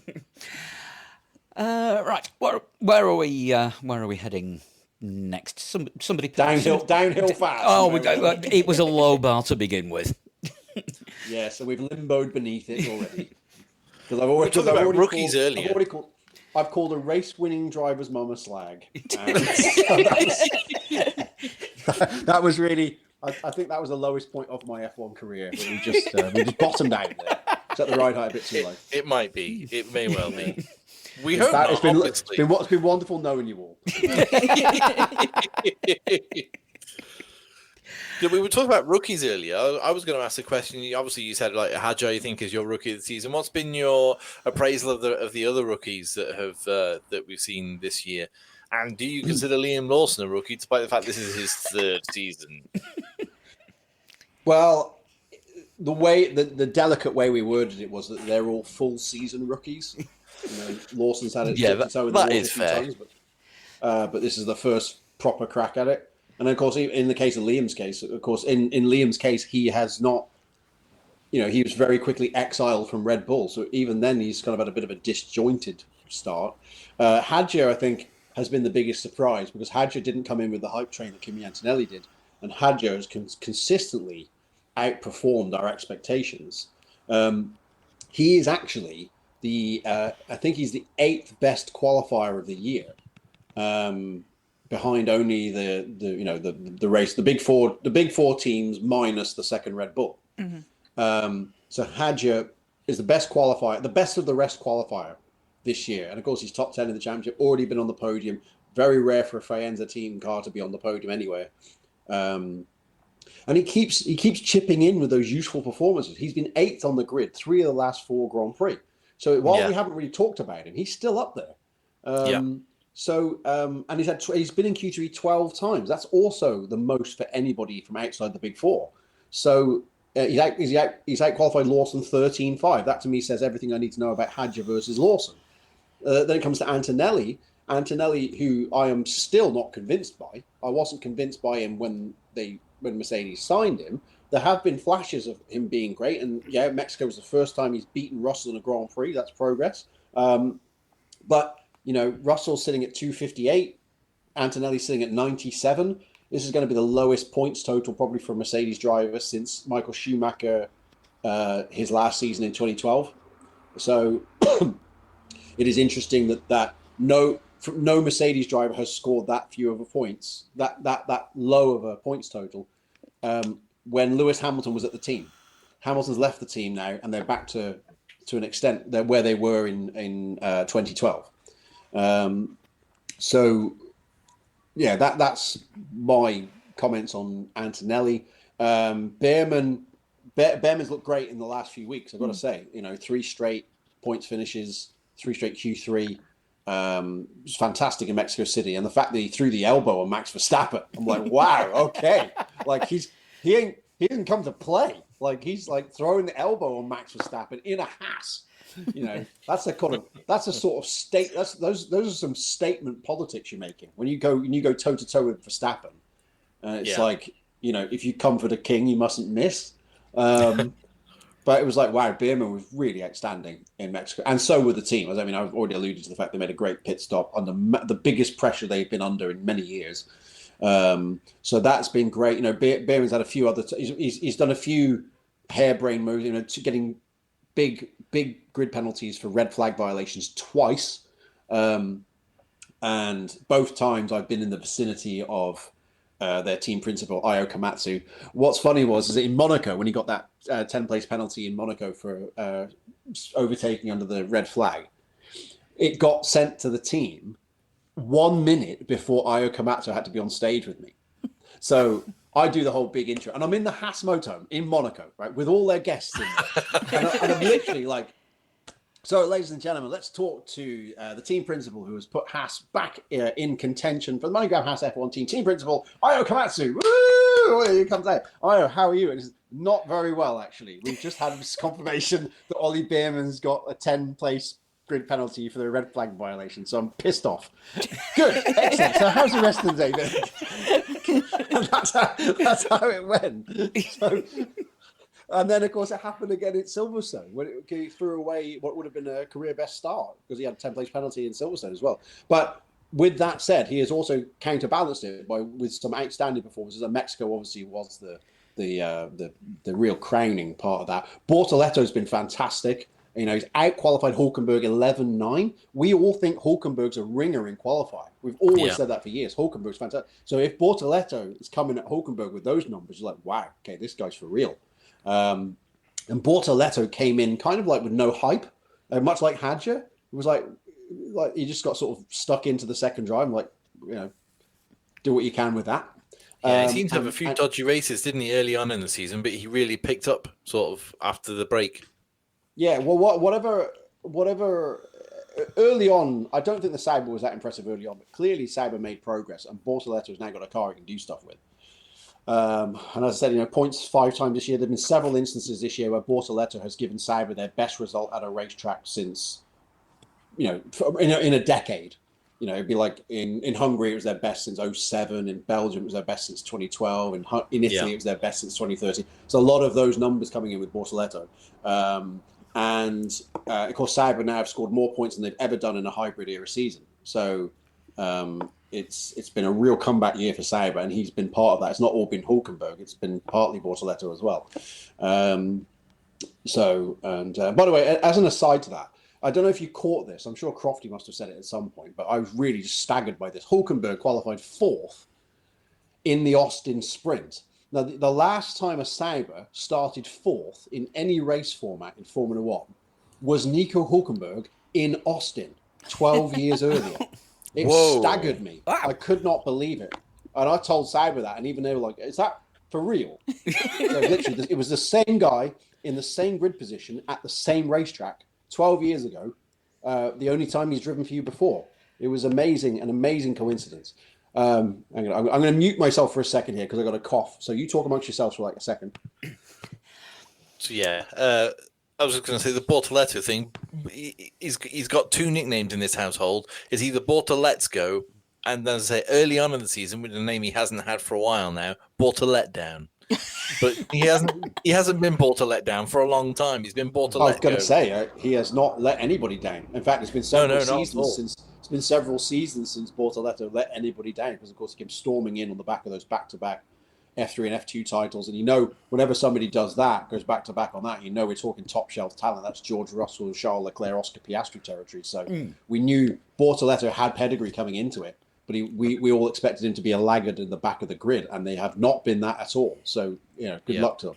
You know, a driver has to be part of that. The fact that they're getting these results, the driver has to be part of that success. So, yeah, it's been great. Then, of course, there's Franco Colapinto, who, as I mentioned earlier in the show, like the first 5 Grand Prix last year was great. But he's actually out-qualified Gasly like 3 of the last 5 races, I think it is, and 5 times overall this year. But that car, that second Alpine, is the only car on the grid that has not scored a point regardless of its driver this year. And what's damning for Colapinto, not only is he in an 18 race pointless streak, he also hasn't been in the points at any of the last 8 Grand Prix at any time in the race. And if you look at across the whole season, 13 Grand Prix he's done this year. He spent 23 laps in a points position. So 23 laps in the points in 13 Grand Prix. Jack Doohan did 6 Grand Prix and spent 25 laps in the points. So Jack Doohan has still spent more time in the points this year in that car than Franco Colapinto has, which is pretty damning. So, Franco has had good qualifying performances. If you're beating Gasly in that car, it's like, wow, okay, that's a good job. Obviously, the car's not very good, and it feels like Alpine have kind of abandoned that car now and just getting ready for next year. But it would certainly be nice. It'd be nice if we could at least get a point. I would hate him to be stuck on 0. Yeah. And where better than Brazil? I mean, it's 2,000 kilometers from Buenos Aires to Sao Paulo in the car. And I met people last year at Interlagos who drove from Buenos Aires to go and see Franco Colapinto. And not a few of them. There was a lot of them. Yeah, there were a lot of Argentina shirts, football shirts in the crowd, I seem to remember. Yeah, and there will be again this year, I'm sure. And they probably all got to take a little bit of the car home with them. Well, if he keeps cracking it, yes. But it would be nice for Franco to get that result, to reward that level of fandom. I've noticed how he's really... There are so many fans of his across the Latin America. There were a noticeable increase in numbers of people wearing Alpine shirts in Austin. And then there was a lot more in Mexico City. So I'm expecting a ton of them in Interlagos, because clearly Colapinto's got a lot of support.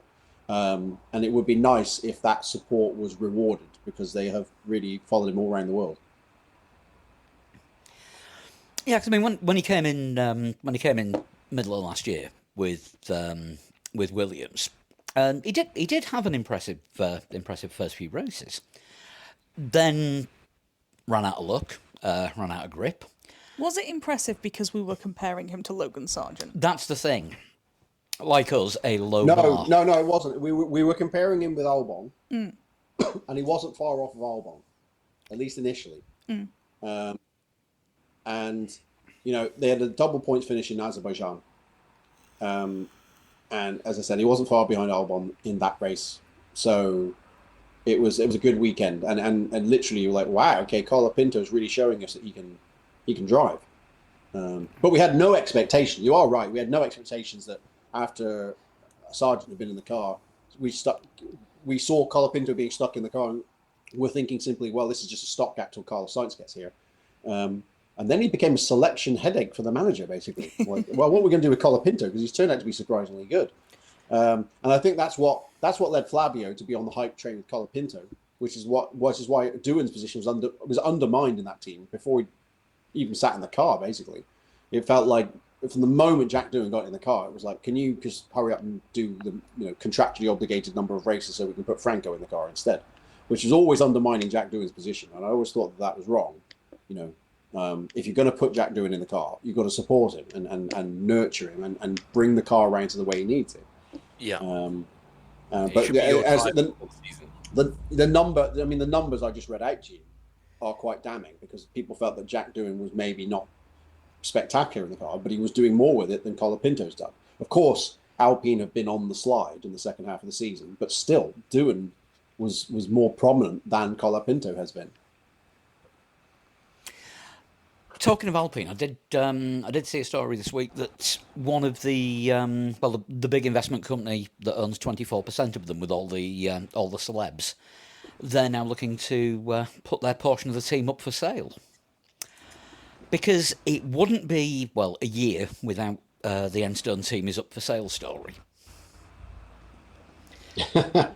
Yes, and I know one person who would like to buy it will be Otmar Safnauer.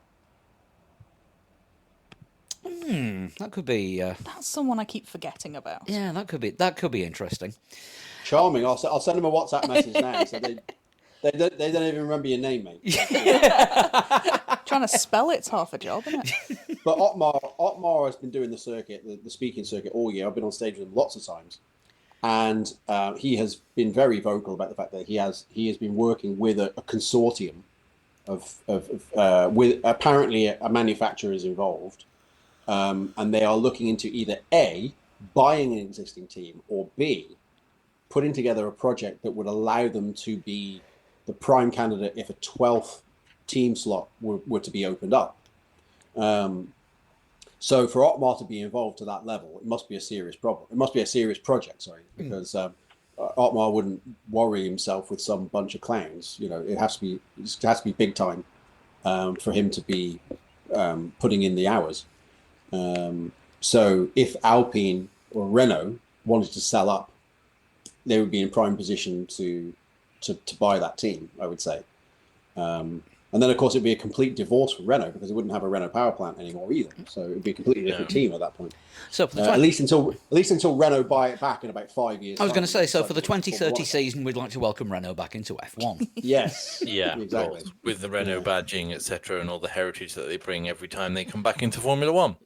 Yes. I think so. Maybe Otmar goes in and buys it for 400 million, and then in 5 years' time sells it for 4 billion. Yeah, I've actually said to him, by the way, because Otmar was banging the drum for the price cap, the cost cap, 10 years ago. When he was at Force India, he was the one before it was sexy. He was like, "We need to have a cost cap. This is an out of control arms race. We've got to do something about this." And now the cost cap's in place.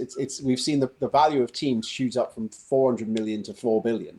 And I said to him, "Have any of the team bosses ever come over to you and say thanks for that, Otmar? You've just made us all very rich men." You're like, "No, no, not one of them."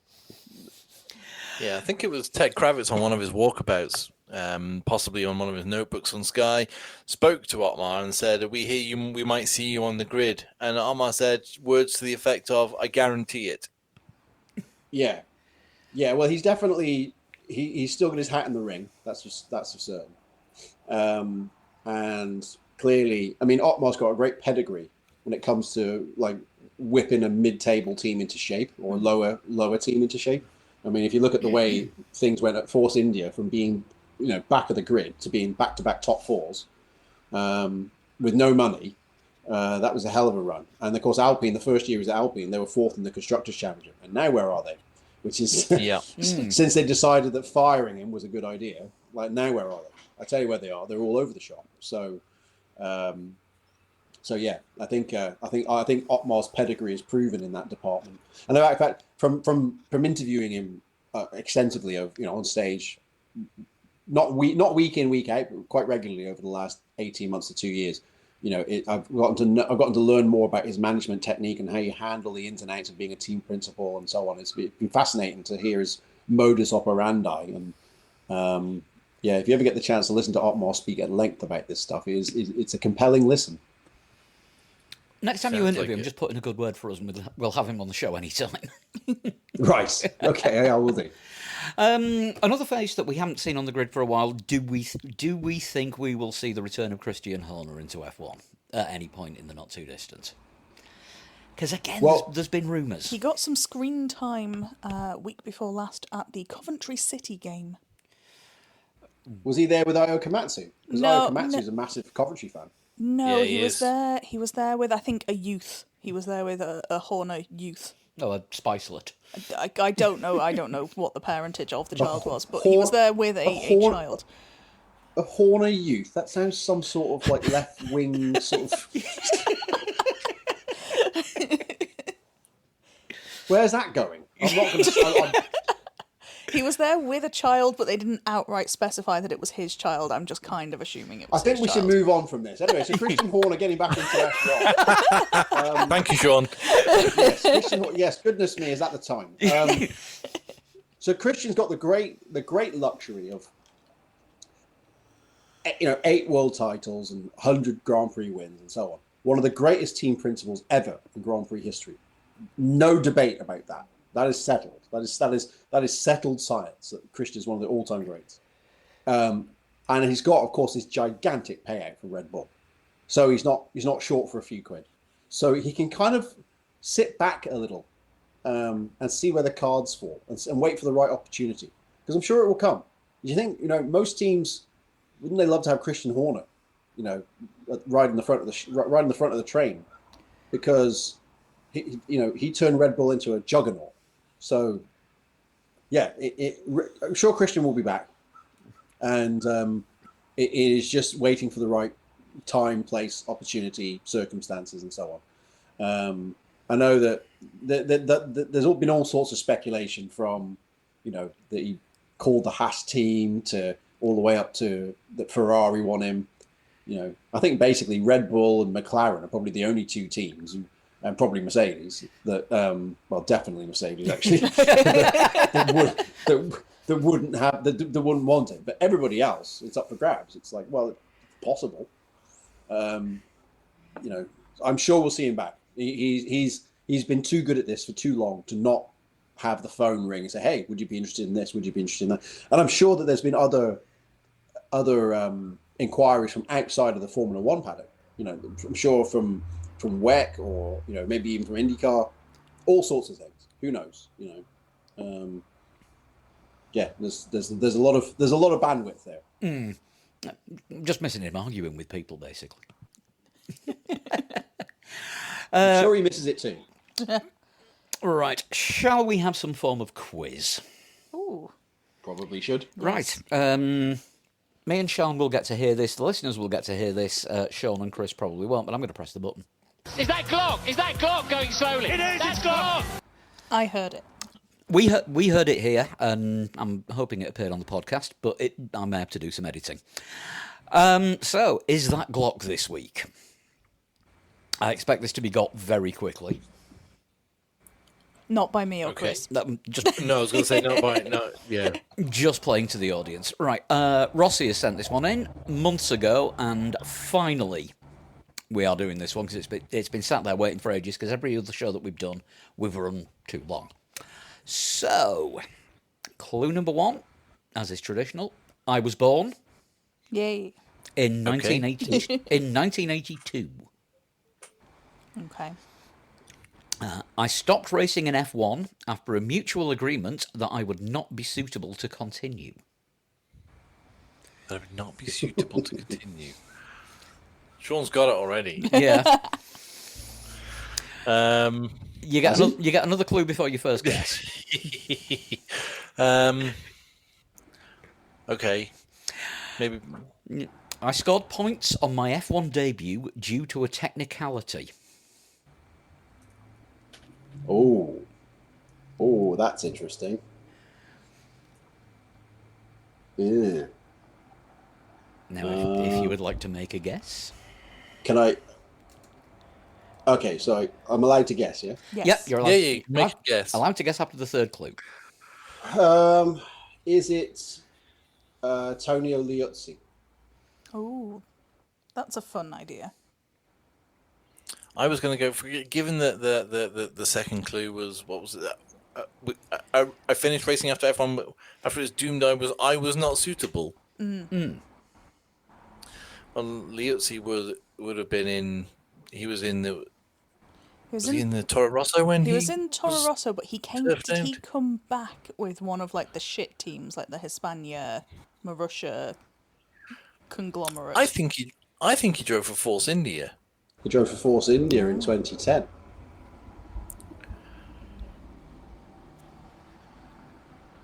So you're going for Tony Liuzzi as your first guess? Yeah. Why not? Yeah, that's my first guess. I was gonna guess someone like Karun Chandok, but I don't think he ever got close to points. I was going to guess Scott Speed until the points clue, and then I undid that. Well, the thing is that Tonio Liuzzi scored points on his debut in the 2005 San Marino Grand Prix, but only after Ralf Schumacher got a penalty, I think. That would make sense with I the think clue. that's how it went. Yeah. So that's what made me think it. Okay, let's go with Liuzzi. And just one of my favourite ones, Karun Chandok DNF'd on his debut and gave the most... Why is that one of your favourites? What's your beef with Chandler? No. What happened afterwards was one of the most adrenaline-fuelled interviews I have ever heard with a driver. He was utterly hyper. Excellent. It's on YouTube somewhere. It was incredible to watch. He basically got his media career guaranteed in that one interview. Nice one. Right. Clue number 4. In all my seasons in F1, the team or title sponsor changed almost every season. Yeah.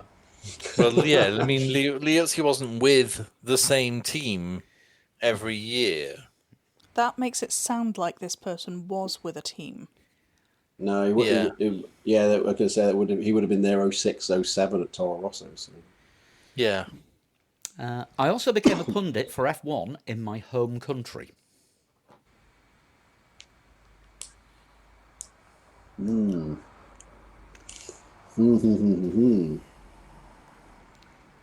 Well, that's narrowed it down no end, doesn't it? Most of them have done that. Yep, true. I think it might be somebody we've spoken about previously on this podcast as looking incredibly suave in Monaco. Interesting. We have another clue before the guess. Sutil didn't score points on his debut, then. Okay, that rules him out. Yeah. I was instrumental to a well-known livery being adopted for my debut team. And now it's guess time. Uh-huh. Are you still thinking Tony Liuzzi? Well, my brain might have locked in on that to the point where I can't wriggle free to think of something else.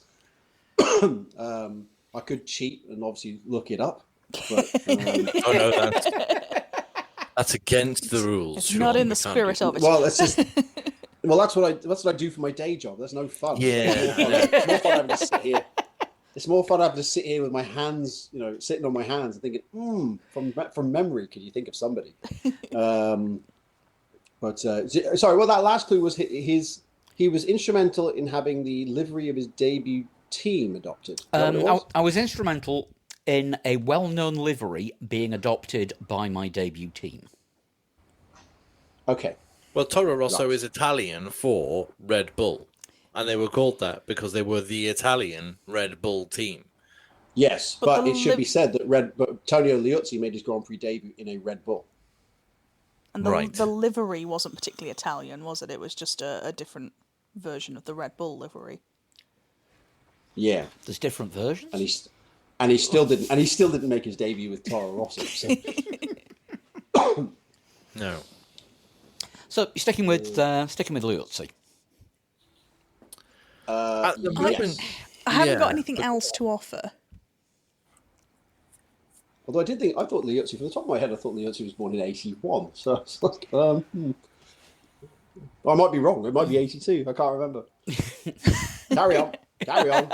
This is not good TV. Carry on. Not good radio. Right. After retiring from F1, I raced in various different categories. Again, that narrows it down. Yeah.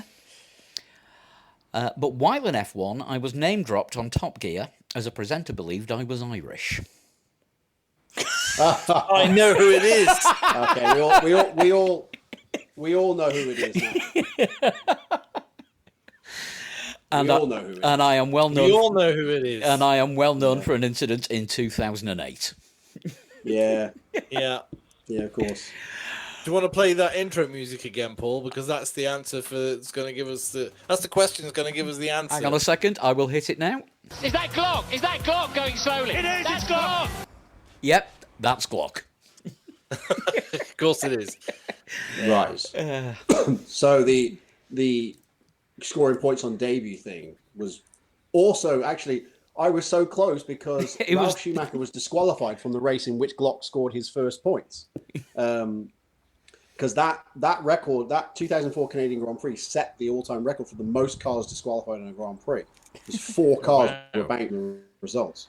Both the Toyotas and both the Williams for, I think, illegal brake ducts. And that promoted Glock from 11th on the road to 7th in the final classification. I guess I was one driver out because I said Liuzzi, who I think was the next driver to score points on his debut after Glock. That's slightly annoying. The livery one, he was sponsored by Deutsche Post, parent company of DHL. DHL. Yeah. Yes.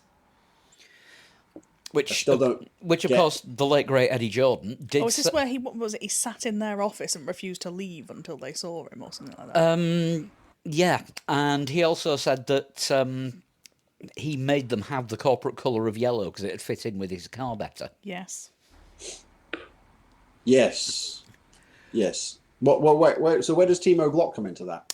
He was sponsored by Deutsche Post, who owned DHL at the time. Right, but DHL had been the title sponsor in 2002 before Glock was part of the team. And he brought them back. Right. Okay, I see. Because they had different sponsors, but the DHL logos came back. I don't remember coming back. I only remember. Like I say, there might have been Deutsche Post on the car, but DHL had already changed their corporate colours to yellow before that. Which, according to Eddie Right. Jordan, was down to him. Right. Yeah. Well, a lot of things were down to Eddie Jordan. God bless him. There's a great story, but it's a great story. Heinz Howard Frentzen was talking to me about this at Silverstone because they did an Eddie Jordan tribute at Silverstone this year, and there was a 1999 Jordan available, but Honda wouldn't give them an engine. I think that's how it went. And I said, well, that's strange. Well, why would they not give the engine? And so the story I told, this didn't come from Heinz Howard, it came from somebody else, but that Eddie, when he got the Honda deal, Honda produced the contract for him to sign. Eddie went out of the room, basically Tipex stuff out and changed a few things along the way, and then signed it, right? And apparently Honda were not amused by this slightly cavalier approach. And It that sounds is so part- Eddie Jordan there. Yes, and that is part of the reason why BAR became the works Honda team, and Jordan were kind of like the afterthought, because they felt like they couldn't trust Eddie Jordan,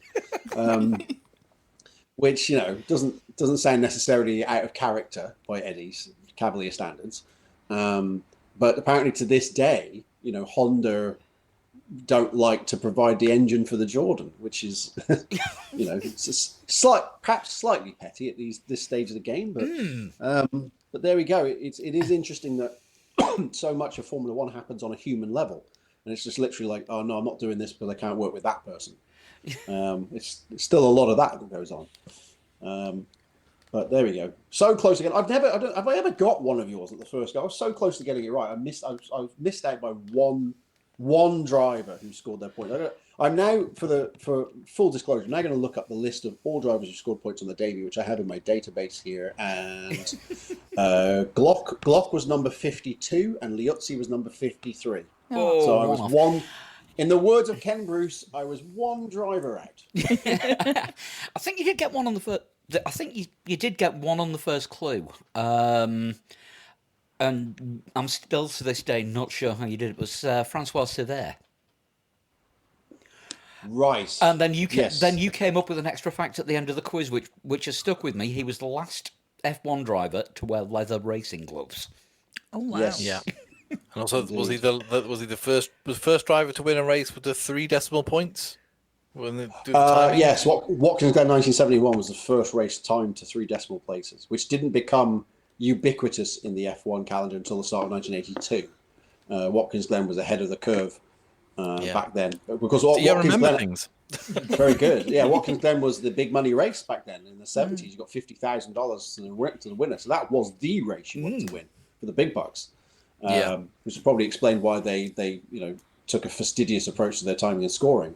But yeah, I got, when you said that this person scored points on a technicality, I need to actually, let me just look this up, because it was Imola 05 when Liuzzi scored his points, and I think Ralf Schumacher had a 25-second penalty post-race, which promoted Liuzzi to the points, if I recall correctly.